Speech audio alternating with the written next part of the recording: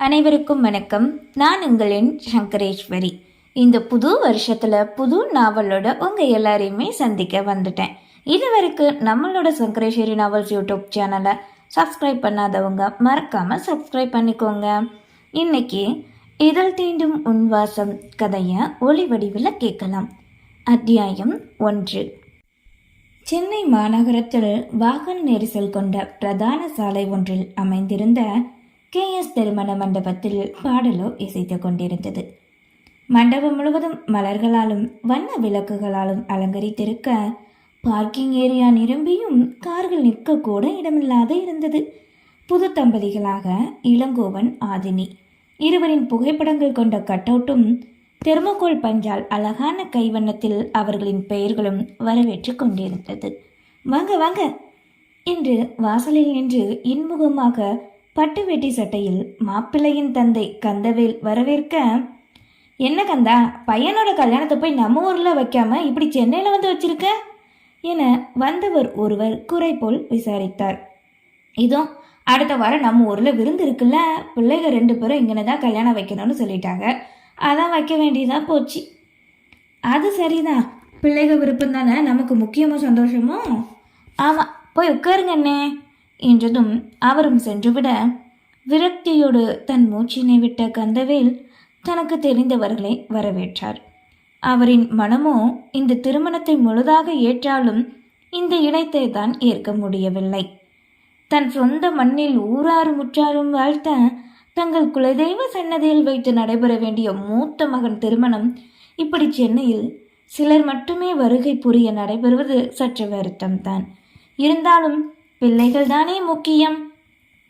கந்தவேல் எப்படி வாசலில் நின்று வரவேற்றாரோ அதே போல்தான் மற்றொரு புறம் மணமகளின் தந்தை ஜனார்த்தன் வரவேற்றார். இங்கே வந்து கொண்டிருந்த கூட்டத்தில் பெரும்பாலானோர் மணமகளின் சொந்தமும் அவளின் தந்தைக்கு தெரிந்தவர்கள்தான். சில கார்களும் ஜீப்பின் ஓசையும் ஒளிர ஜனார்த்தனோ அந்த காரினை கண்டதும் இன்முகமாக வரவேற்க முன்னே வந்தார். கட்சி வேஷ்டி சட்டை அணிந்து ஆளும் கட்சி தலைவரும் பாதுகாப்பு ஆட்களும் காரிலிருந்து இறங்க பார்வையாளராக அதனை கண்டார் கந்தவேல். என்ன ஜனா, எப்படி இருக்க? வாங்க வாங்க சார், உங்கள் புண்ணியத்தில் ஏதோ இருக்கேன். என்ன என்னோட புண்ணியம்னு சொல்கிற? உன்னோட உழைப்பு தானே எல்லாமே. மண்டபம் கூட சொந்த மண்டபம் தான் போல. 2 வருஷத்துக்கு முன்னாடி திறப்பு விழாவுக்கு இங்கே தானே நான் வந்தேன். ஆமாம் சார், என் மக கல்யாணத்துக்காகத்தான் நான் இந்த மண்டபமே கட்டினது. அப்புறம் இங்கே தானே கல்யாணத்தை வைக்க முடியும் என்னால். சும்மா சொல்லக்கூடாது, ஒத்த மகளோட கல்யாணத்தை நினச்ச மாதிரி சிறப்பாக பண்ணிக்கிட்டு இருக்க போல. என் பொண்ணுக்காக தானே எல்லாமே சார் என்று நொடி வாசலில் நின்ற தன் சம்மந்தியை தாண்டி செல்ல அருகில் வந்தனர். ஜனார்த்தன் பேசுவது அனைத்துமே செவியில் விழுந்தாலும் கந்தவேல் அமைதியோடு நிற்கவே, இவர்தான் என்னோட சம்மந்தி என்று அறிமுகப்படுத்தி வைத்தார். பதிலுக்கு வந்தவரும் தலையாட்டி கரத்தினை மட்டும் குவித்துவிட்டு உள்ளே நுழைந்தனர். வார்த்தை பேசாத கடமைக்காக புன்னகைத்ததை நன்கு உணர முடிந்தது கந்தவேலால். நேரம் கடக்க இன்னுமே ஆட்கள் வரவென்று இருக்க உள்ளே பம்பரமாக பெண்களோ சுழன்ற வண்ணம் இருந்தனர். ஐயரும் ஹோமகுண்டம் என்ற பெயரில் நெருப்பினை மூட்டி தயாராக அப்போதுதான் தன் சொந்த அண்ணன் திருமணத்திற்கு வருகை புரிந்தான் தனஞ்சயன். கையில் மொபைலோடு வந்து நின்றவனோ, அப்பா என்க. டேய், என்னடா நீ, நேற்று நைட்டே வருவேன்னு பார்த்தா இப்போ வர? ஊர்லேருந்து நாங்கள் கிளம்பும்போது வான்னு சொன்னதுக்கு நீங்கள் போங்க பின்னாடியே வரேன்னு சொல்லிட்டு வர நேரமாடா இது? இப்போவாவது வந்தேன்னு நினச்சே சந்தோஷப்பட்டுக்கோங்க. சரி போ, உன் அண்ணன் தனியாக இருப்பான், அவன் கூட போயிரு. அவனோட ஃப்ரெண்ட்ஸு எல்லாரும் நைட்டு வந்துட்டு போயிட்டாகடா என்றதும் தலையாட்டி கொண்டு உள்ளே சென்றான். என்ன தம்பி, இப்போதான் வரீங்களா? மணப்பெண் ஆதினியின் அன்னை அந்த வழியாக செல்லும் போது இவனை கண்டு கேட்கவே, அவனோ கண்ட சில நொடி பின் யோசித்து ஆமாம் என்றதோடு அங்கிருந்து நகர அவரும் சென்று விட்டார். மாடையிலிருந்து மணமகன் அறைக்கு தனஞ்சயன் ஏறி செல்ல எதிரே சில பெண்கள் இறங்கினர். அந்த பெண்கள் அனைவரின் பார்வையும் அவன் மீது இருக்க அவன் பார்வையோ சுட்டரிக்கும் சூரிய கதிர்களைப் போன்று வீசிக்கொண்டிருந்தது. மற்ற ஆண்மகள்களைப் போன்று 6 அடி உயரம்தான் என்றாலும் இவனின் உடல்வாகு தனித்தே ஈர்ப்பது போன்று இருக்கும். ஒரு கையில் வெள்ளிக்காப்பும் மற்றொரு கையில் சிகப்பு கயிறும் கட்டியிருக்க இவனின் நிறமும் தோற்றமும் பார்த்தாலே கிராமத்து ஆள் என்பதை காட்சிப்படுத்தும். வியர்வை சிந்தி உழைத்த உடல் என்பார்களே, அதற்கு எடுத்துக்காட்டு இவனே தான். தாண்டி கீழே வந்த பெண்களில் ஒரு பெண், அவனை பாரு எவ்வளோ வித்தியாசமாக இருக்கான்னு, நம்ம 4 பேர் அவனை தாண்டி வரோம், ஒரு பார்வை அப்படி இழுக்கிற மாதிரி பார்க்குறானா பாரு என்க இஞ்சி தின்ன குரங்கு மாதிரி முகத்தை வச்சுக்கிட்டு போகிறான். அது உண்மைதான், இருந்தாலும் எவ்வளோ ஹேண்ட்ஸமாக இருக்கான். அனுமான் பக்தனாக இருப்பான் போல. இதே நம்ம ஊர் பசங்கள்லாம் இருந்தால் பின்னாடி சுற்றி வந்து கடலை போட ஆரம்பிச்சிருப்பானுங்க. நம்ம அவனை பார்க்க இப்படியே சீன் போட்டாலும் போடலாம். என்னமோ ஒன்று, வாங்க போகலாம் என்று அந்த 4 பெண்களும் அவனை பற்றி பேசிக்கொண்டே அங்கிருந்து செல்ல, என்ன பேசுகிறார்கள் என்பது கேட்கவில்லை என்றாலும் தன்னை பற்றி தான் பேசுகிறார்கள் என்பது புரிய மிஸ்ஸையை முறுக்கிக் கொண்டு நகர்ந்தான் தனஞ்சயன். அப்படி அவன் நகர்ந்து செல்லும் வழியில் ஓர் அறையை கடக்க அங்கே ஒரு பெண்ணின் மென்மையான சினுங்கல் குரல் அவனின் செவியில் இன்பமாக தீண்டி சென்றது. அவனையும் அறியாது கால்களோ நிற்க அந்த குரலினை ஆழ்மனம் உணர்ந்து பின் நகர்ந்தது.